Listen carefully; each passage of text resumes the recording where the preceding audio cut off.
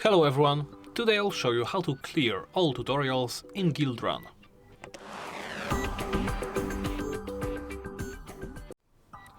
To clear all tutorials, first open Settings, then go to Debug. Next, hit the Complete Pending Tutorials button. This will open up the pop-up menu, pop-up window, I guess, with the question, are you sure you want to clear all tutorials?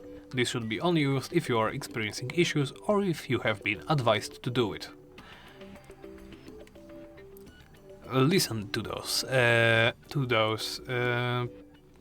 advisements. Depending on that, choose cancel or OK.